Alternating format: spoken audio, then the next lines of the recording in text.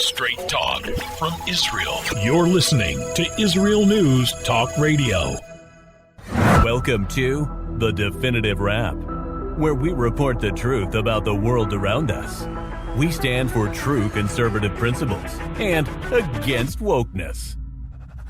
The Definitive Wrap, where we respect people of faith, the men and women in uniform who serve with pride, and our support for Israel. And now, your hosts, Bela Sebro, she's the nice one, and Alan Skorsky. He's not so nice. But together, they are The Definitive Wrap. Thank you, Israel News Talk Radio, and our amazing audience for tuning in today. If you've heard our show before, thanks for coming back. And if you're hearing us for the first time, you couldn't have picked a better show to start following us. Today, we have an exclusive interview with Yigal Dilmoni, the CEO of the YESHA Council, who has been in serious discussions with Jewish leaders in America about the smartest way to push back to defeat the anti-Semites running Ben & Jerry's.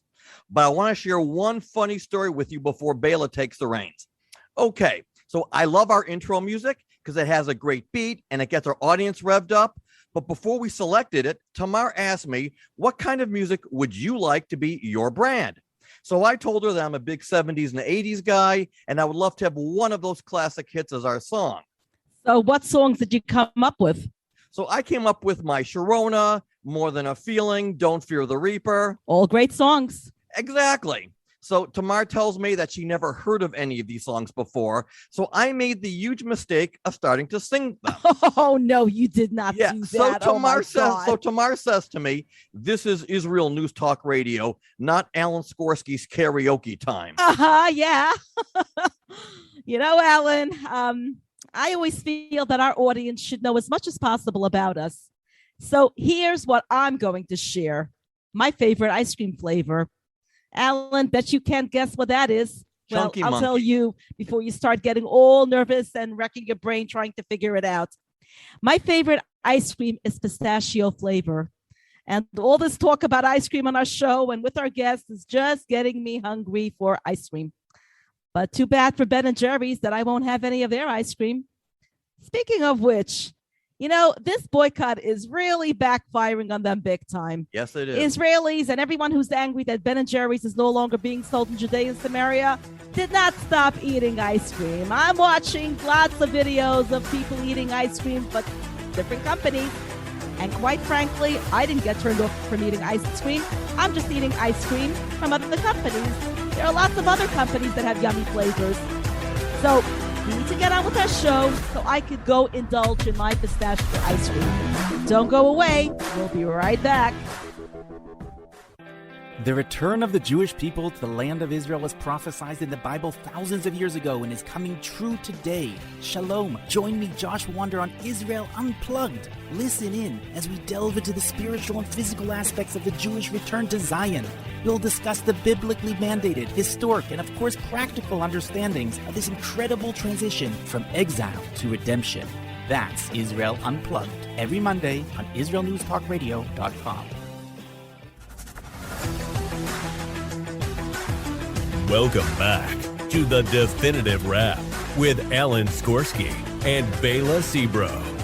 Since July 19th, no story has been more dominant in the Jewish world than the announcement by the board of Ben & Jerry's ice cream to boycott the so-called occupied territories.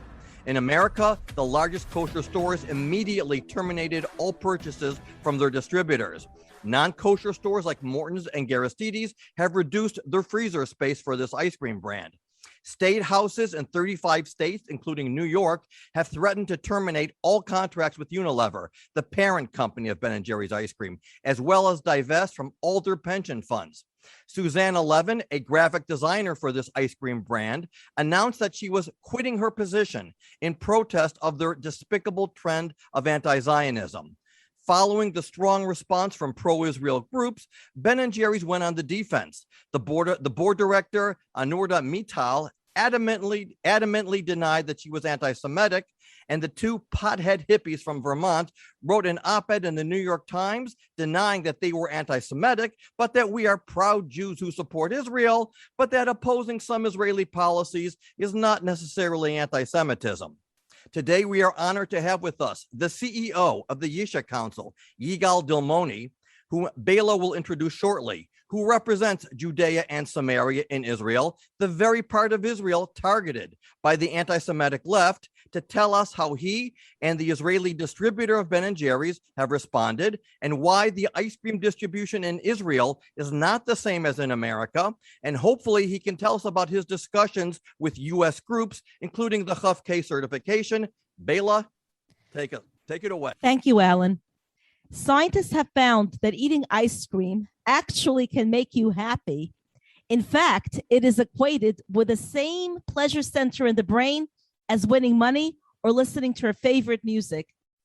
And yet, we now have a situation that is turning something good and pleasurable to evil politics. This new anti-Semitic development regarding Ben & Jerry's ice cream is melting the hearts of many to the extent that non-kosher stores throughout the world have terminated all Ben & Jerry's purchases for being supporters of Israel's enemies. In fact, in a recent development, New York City Mayor Bill de Blasio is the latest prominent figure to join the movement to boycott Ben & Jerry's ice cream. But how sad that Ben Cohen and Jerry Greenfield, the American Jewish businessmen who founded Ben & Jerry's, said, quote unquote, that they unequivocally support the company's decision to no longer sell its ice cream in Judea and Samaria. Men of ice cream, men of principle. To make matters even worse, they identify themselves as proud Jews and supporters of the state of Israel, and that they believe that they are on the right side of history. With friends like that and political figures who talk the talk and claim that they love and support Israel, yet have no problem ending business with them, who needs enemies? By the way, just so our audience understands that these two men no longer have operational control of Ben & Jerry's since 2000. Unilever signed an acquisition with them at that time. With us today, we will hear the Israeli response of this cold attack from our guest, Yigal Dilmoni. Since 2018, Yigal Dilmoni has been the CEO of the YESHA Council, the umbrella organization of the Israeli authorities in Judea, Samaria, and the Jordan Valley. In this function, Yigal is responsible for the organization's strategic endeavors and various activities while coordinating with leaders of political authorities and representing YESHA Council vis-a-vis government and Knesset. Yigal, thank you for joining us today, all the way from Israel, and a hearty welcome to our show. Yigal, throughout history, Israel and the Jews have always stood proud and strong, and our history is rich with too many attacks. So what Americans want to know is, how are Israelis reacting to this boycott? Did they stop eating ice cream? What's the political climate there about this development? We want to hear all the details, please. Thank you all the people that hear us right now, and thank you to are making united all the Israeli in Israel, also the people from the left and from the center and left here in Israel. The newly elected president Yitzhak Herzog, that is come from the Labour Party, is from the left. He say just before 2 weeks, he said that the boycott of Israel, the boycott of Ben & Jerry's, is a new type of terrorism. And also the minister Yair Lapid, it's come from the center left. He spoke against the Ben & Jerry's, and it now work with the U.S. state, all the 32 states that have a law against the BDS for Israel. He worked together with them to act against Ben & Jerry's and make them lose money or lose business at this country. So here in Israel, and I don't speak about, and I don't need to say what people here from the right and from Judea and Samaria and our supporters say. So here in Israel, this Ben & Jerry's united the Israeli, most of the Israeli, almost all of the Israeli united against the BDS and against Ben & Jerry movement. But also, the company in Israel, Ben & Jerry in Israel, that have a factory at the south in a place called Be'er Tuvia, there have something like 160 employments that work there, people that bring money and bring salary to their family and grow up the children at the south of Israel. The managers the CEO of Ben & Jerry's Israel is hero here in Israel, because he told to the Ben & Jerry's at States, he told to Andra Maital, this her woman, he told her, look, I don't boycott places in Israel. I will not boycott citizen in Israel. I will sell and I will bring my ice cream to all citizens of Israel and to all the places that states of Israel are there. So the Ben & Jerry's at United States told them, okay, we don't renew the contract with you. We have something like 18 months from now. Right. So here in Israel, we eat Ben & Jerry's, and we call people to eat Ben & Jerry's that they're making in Israel. And we love Ben & Jerry's in Israel, but we fight against Ben & Jerry's and Unilever also, and we speak about it later. And also Unilever, we have to fight against them, and I think we can success. Yigal, I read a few articles where you had a conversation with Rabbi Center from the Kof-K, and everybody is very curious. Did they call you? Did you call them? Can you tell us what you discussed? And did you strategize what's better for you? What's better for America? Tell us whatever you can about that conversation and who initiated it. It's very interesting, because I have a group in New York, in Florida, people that we call them Americans Friend of Judea and Samaria. They are very activities there. They work and they help us from Brooklyn, from Manhattan, from Miami and other places. And some of my friends, his name is Rafi, call me and connect me to Kof-K. And he said, look, I know the rabbi that is the manager of the Kof-K. Yeah, speak with them and try to do something together. And so I call them and say, look, I'm the CEO of YESHA Council. I don't know you, but I want to say to you something. And I think when I call them, they think that I want to ask them to take out the kashrut from Ben & Jerry's and Unilever. But I say, look, I don't ask you right now to take out the kashrut from Ben & Jerry's and Unilever. I think kashrut, to bring something, food, to eat food, kosher food, it's not depends on political issues and other issues. But second, if they will say now to Unilever and Ben & Jerry's, we take out the kashrut, they will not have a force against this horrible decision of Ben & Jerry's. So I have to keep I have to keep Kof-K very, very strong, that fight against the decision, this anti-Semitism decision of Unilever and Ben & Jerry's. And you say, oh, you're very interesting what you say, because we got hundreds of mail from Jewish here in States that told us, take out your kashrut from Ben & Jerry's. So, no, I don't. I speak what I think. I think it's a very strategic way. Keep your places in Ben & Jerry's and Unilever. We have 18 months to work. If after this 18 months you will see that we will lose, and Ben & Jerry's and Unilever don't come back or back down from their decision, we have to think again what to do with the kashrut. But right now, don't take out the kashrut. And then we started to discuss. They have a lot of the Kof-K have a lot of meeting with the Unilever, with Ben & Jerry, with the board of Unilever, with the chairman there, with the CEO, with all the people. And every time they call me after that and tell me what this guy said and ask me what to do, I connect them to the staff, to the chief of staff of Ambassador Gilad Erdan. He's a big friend of mine, and I like him very much. I connect them together. They speak each other. Also, Ambassador Gilad Erdan work with the government there, with the states there. and I connect them to Eugene Kanterovich, who's a professor from Kohelet Forum, Policy Forum.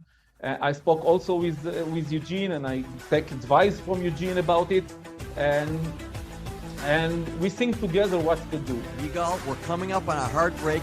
Don't go away. We'll be right back.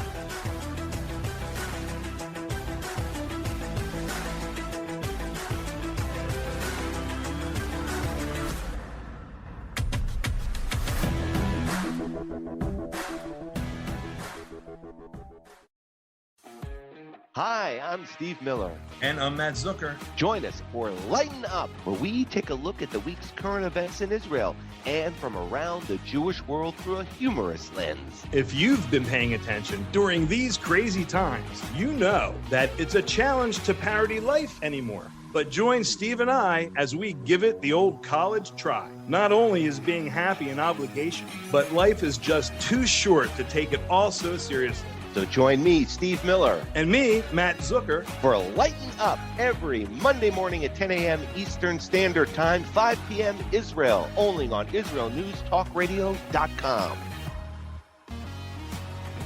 אתם מקשיבים ל-Israel News Talk Radio. Israel News Talk Radio, straight talk from Israel. Welcome back to the Definitive Wrap with Alan Skorsky and Bela Sebro. Yigal, we're back.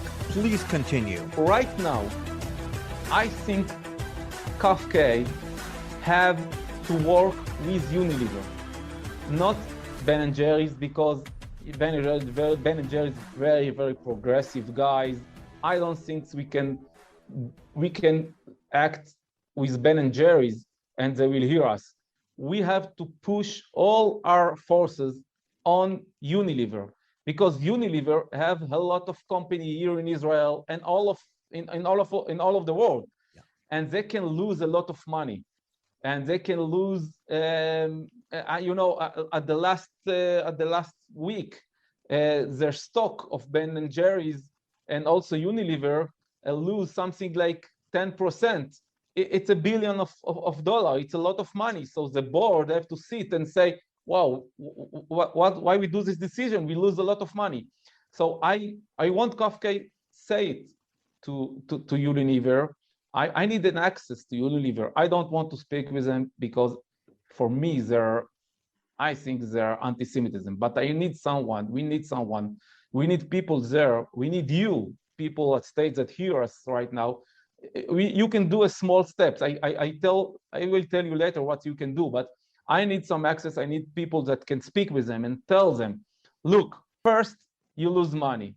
Second, a lot of market in United States, like you say, when we start our speak, a lot of market and a lot of states and a lot of, I hear the governor of New York, what he says. It's very, for me, I feel very good that I hear people there speak against the BDS. And I hear what the city of Hampton, I think it's also in the 5 towns. Yes, it's the city of Hampton. It's our councilman. Hampton. Our councilman. Yeah. Oh, okay. So it's a great guy. I read. Yes.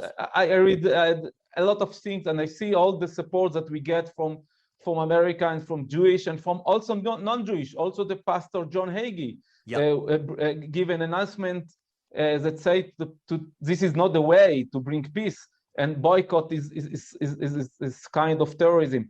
So we need that support, and we need to push Unilever to understand they lose customers, they lose supermarkets, they lose money, and I think the Unilever, even what they say that they don't control Ben & Jerry's, I think that they have the force to pressure Ben & Jerry's to come back down from the decision and come back and say, okay, we stop it. We have, before 2 years, we have such very, very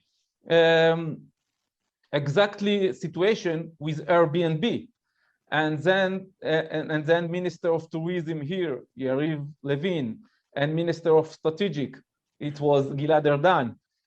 Work very, very hardful, and also we work with PR, and all our friends in the United States work against Airbnb. And after something like 6 months, Airbnb come back and say, okay, we come back from our decision, and we put all the rooms and all the mini hotels in Israel, in Yudan and Shomron, in Judan and Samaria, we put it in our NBB. So we can success if we work slowly and push, we can have success. It's not a 1 week campaign. We have 18 months to work about it. So I need everyone, you and me, need Kof-K there to help us, and we need all the citizens, all the Jewish and non-Jewish at stake. Yigal, I totally agree with you, and I'm actually so happy to hear that you're working directly with the Kof-K to solve the situation. I have a question. I understand there was an online petition of 3,000 signatures to boycott Ben & Jerry's. Where do these people live? The people who signed, do they primarily live in Judea and Samaria? Where exactly do they live? And also, do you think that 3,000 signatures is enough? I think Kof-K, and this is the next thing that I want to tell them, they have to say to Unilever, look, 100% of our company, Kof-K is a company, 100% of our company are kosher. And Unilever, I don't know, 10%, 5% of the products of Unilever are kosher. So if you boycott Israel, if you work with the terrorism and anti-Semitism against Israel, at the end of this year, at the end of the contracts, they have a contract together with Unilever. When the contracts will end, I don't think I can work with you. I have to think again if I can work with you if you work against my people. So this is the next move that Kof-K have to do. Right now, don't take the kosher route, but think again. They have to think again about the contract over there. But and for your and I answer now your question. I answer your look. I think it's not enough. It's good. It's a great wave. You know, we have to go on the wave and move on. I think everyone that hear us right now, I know that a lot of people hear your podcast, and I also start to hear your podcast. It's very interesting me. And thank you. It's very interesting and also helped me to learn English. It's also good. So anything we can do to help. This is the way to marketing this podcast in Israel. Okay, I think everyone in at States can help us. If you can ask other markets like Walmart, on other big markets in states, tell them, look, it's anti-Semitism, it's a terrorism, it's a kind of new terrorism. The new president of Israel says that it's new terrorism. And it's also against the law at 32 states in states. So you have to take out all the products of Ben & Jerry's and think again about the products of Unilever. And if the Jewish will do it, and if our big friends in the non-Jewish will do it, I think it's come more and more and more like a big tsunami, and the big economic losing tsunami to Unilever. I think, look, they have a board, they have a stock, they have to bring money. They don't have to bring ideas. They're not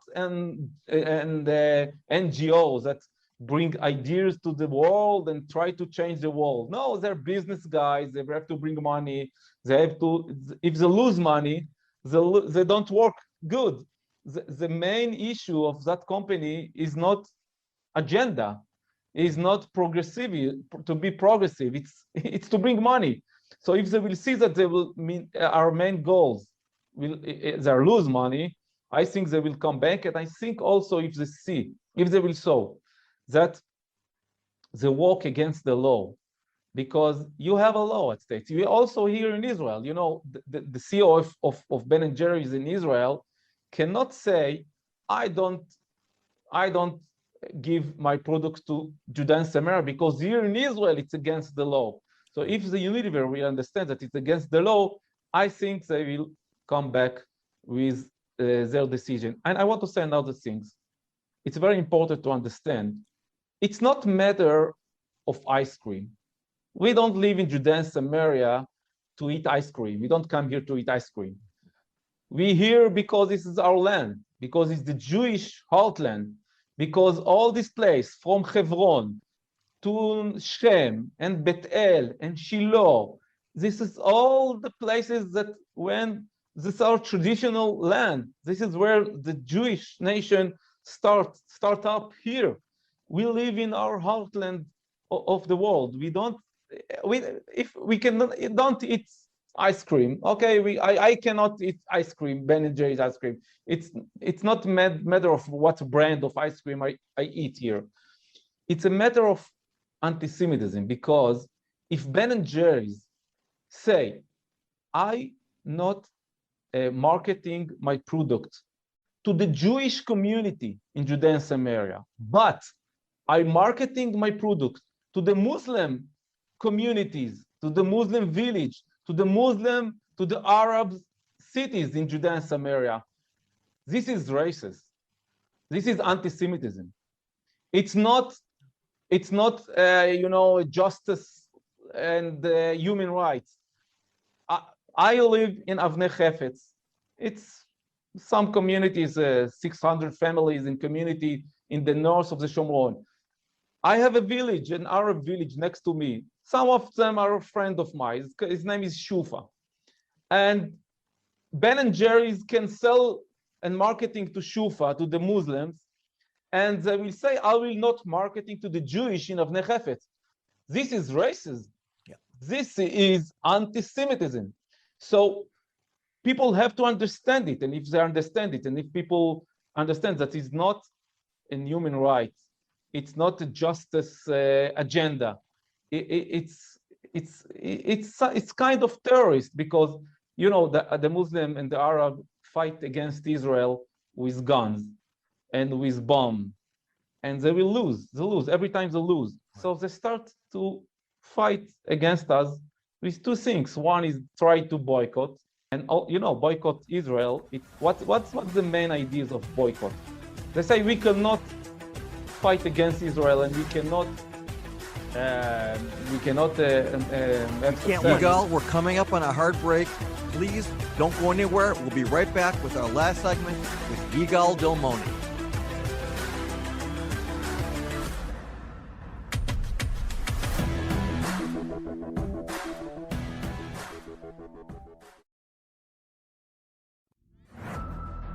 Are you tired of political correctness and the fear that you might offend someone? I'm not afraid to offend you. Wow, look who's talking tough. One has to be tough to keep sane today. Hi, I'm Alan Skorsky. And I'm Bayla Seabrow. And join us every Wednesday for The Definitive Wrap as we interview the most sought-after guests and expose progressive trends that masquerade as enlightenment but actually destroy our freedoms. We are the No Woke Zone, so buckle up to this exciting show. Buckling up, but I'm driving. Sure, you can drive, but I'm the navigator. Tune in for the No Nonsense, The Definitive Wrap Show, every Wednesday on Israel News Talk Radio. We're back with Alan and Bayla on the Definitive Wrap Radio Show. Welcome back to our final segment with Yigal Dilmoni, CEO of the YESHA Council. I read in a column that the Israeli government is concerned that other companies could follow what Ben & Jerry's did if they don't. Now, personally, I don't see it because Ben & Jerry's is a very unique company. There are a couple of hippies. They were always, involved with these radical socialist, progressive things that other companies don't have. But here in America, there's another problem, because while Jews are always arguing with each other about everything, the pro-Palestinian movement, they have one message. Israel is apartheid, ethnic cleansing, genocide. They do this no matter what day of the week is, no matter what the issue is. So my concern is that what Ben & Jerry's did now, the board, it didn't come out of nowhere. It's being coordinated with everything else, whether it's the college campuses, whether it's the halls of Congress, the squad, the media, everything. So to me, our biggest issue here in America is we are allowing our enemies to conduct the narrative. And we are saying, let the ZOA handle it, let AIPAC handle it, because like you said, Israel can win the military war. But here in America, there's the narrative, there's the propaganda, and they are winning there. So I don't know what your perspective on that is, but I'd love to hear your opinion on that. Look, it's very interesting what you think, because this is exactly what I think. Look, it's not matter of hasbara, it's not PR. Right. I think we have to work together. We have to work united. The ZOA, the One Israel Fund, So I start before the COVID. I start to do it, and I work for it. And I hope the next year you will hear me more and more. Also, when I come to states and people from states will come here, and I will show them. It's a matter of two things we have to do. Two things we have to do.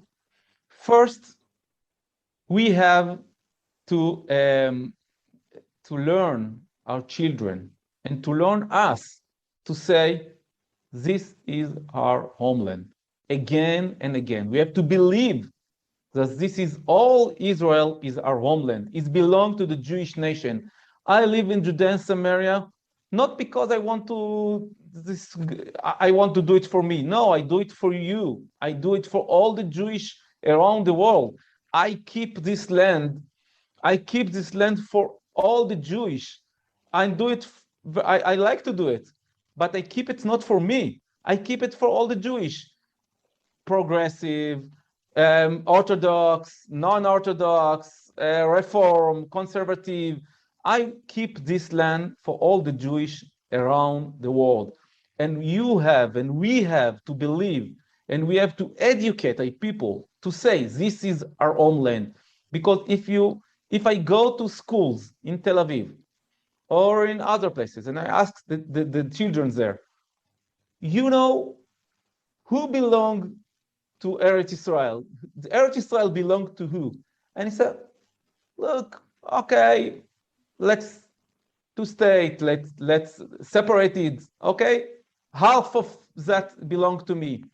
And I think if we go to the Muslim and the Arab village and ask who Palestine belongs, so they will say all of Palestine belong to us. So we have to educate our children, and we have to educate our friends. And I have a group of American friends of Judea and Samaria, and we have to do it biggest and biggest and biggest to educate people. All Eretz Israel belong to the Jewish nation in all over the world, Orthodox, non-Orthodox, Reform, conservative. It's never mind what's your opinion, the political opinion. You are Jewish, and this land belongs to you. So this is the first thing. The second thing that we have to do, we have to control the facts, because the left wing here in Israel, we say it's a lot of years, all the facts, all the details, all the research come from the left.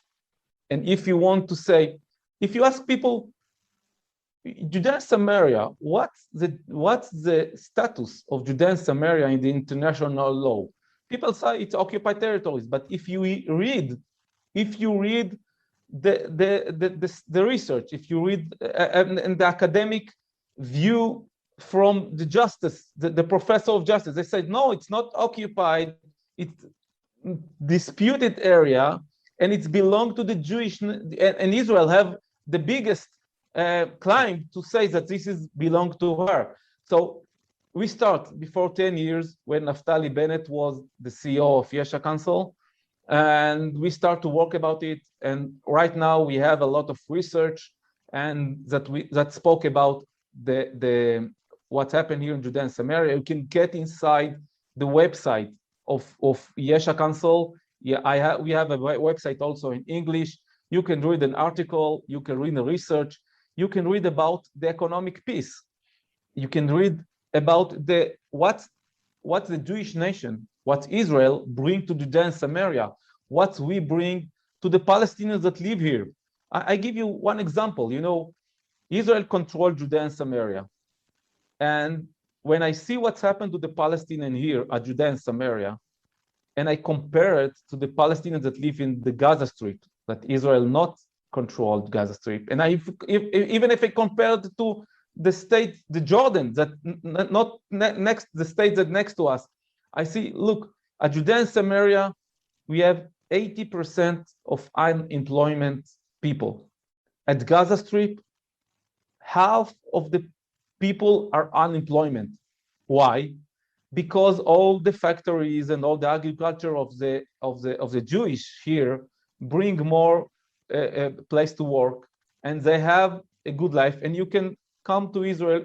I hope you will come to Israel. I want to take you to tour, to see. We drive on the same road with the Palestinian. They have a big car. They have a big houses. They live in very, very high quality of life. And you go to Gaza Strip and you see the people don't have the money. And we have a lot of research that you can read inside our website. What is your website? Please tell us what your website is, Yigal. What is the website?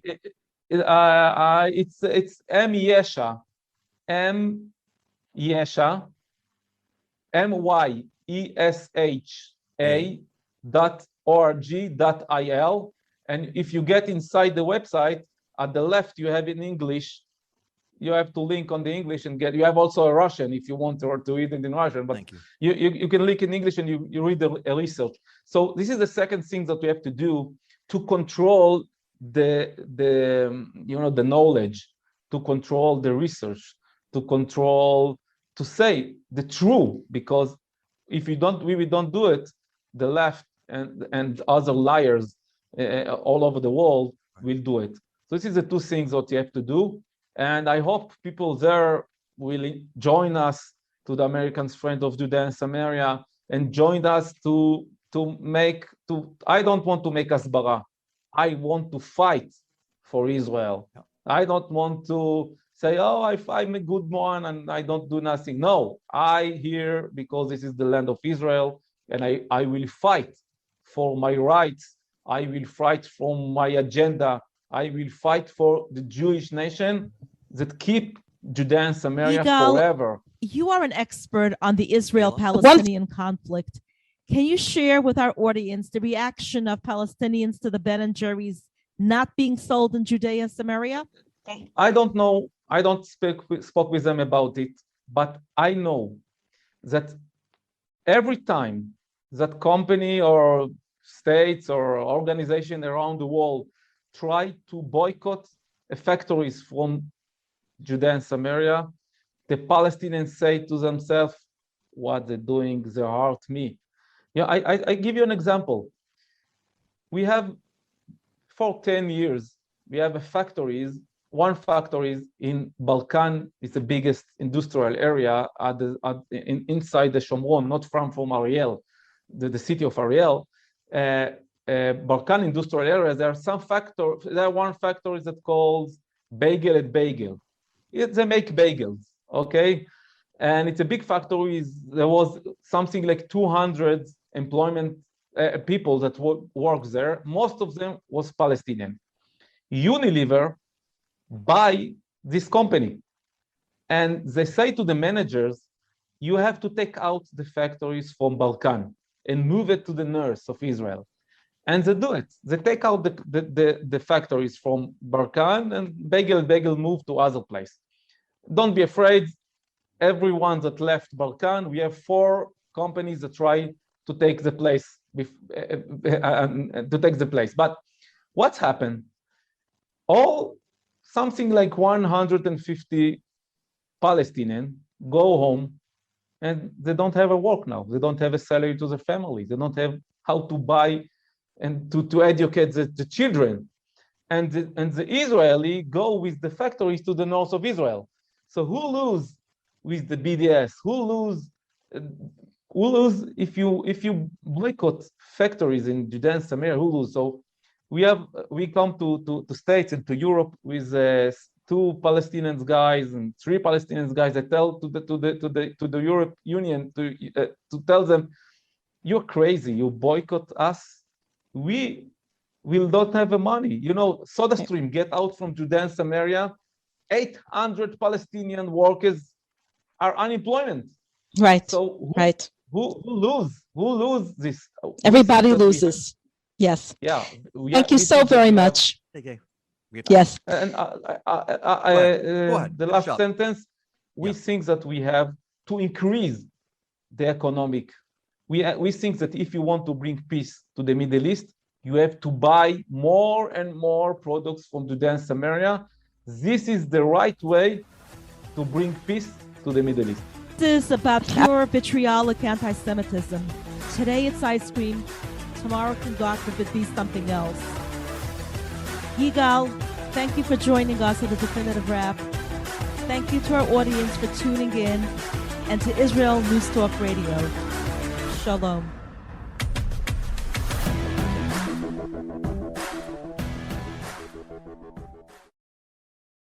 If you love Israel News Talk Radio, then you'll love our Facebook page. We keep you up to date on what's happening in Israel, plus little surprise treasures that we don't share on the radio. Go now to follow us on Facebook.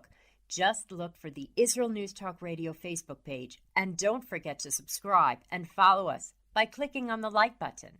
We post great stuff there that you'll want to share. Israel News Talk Radio on Facebook and Israel News Radio on Twitter. If you're hearing this message, everyone else can too. Advertise with Israel News Talk Radio and get your message out to people. We'll build a personalized package for you. Contact advertising at israelnewstalkradio.com. Straight talk from Israel. You're listening to Israel News Talk Radio. Hey, this is Jake in Anchorage, Alaska, and I love listening to all the super interesting interviews and up-to-date information on what's happening in Israel. Hello, this is Anna King, originally from London, now living in Israel. And what can I say? Israel News Talk Radio is my cup of tea. My name is Bhaskar. I'm from India, and I love listening because you get to know the truth and wonderful voices from this lovely country. Mom! Okay, wait a minute. Hi, this is Chava Dax, and I'm calling from the rolling hills of Malaya Dumim, just north of Jerusalem. I always listen to Israel News Talk Radio to get all the latest news and commentary and to keep me up to date every day. This is Sarah Dax from Malaya Dumim, and I'm 12. I wish Israel News Talk Radio was boring so my mom wouldn't listen to it all the time. Mom! You're listening to Israel News Talk Radio. News, opinion, and more. You're listening to Israel News Talk Radio.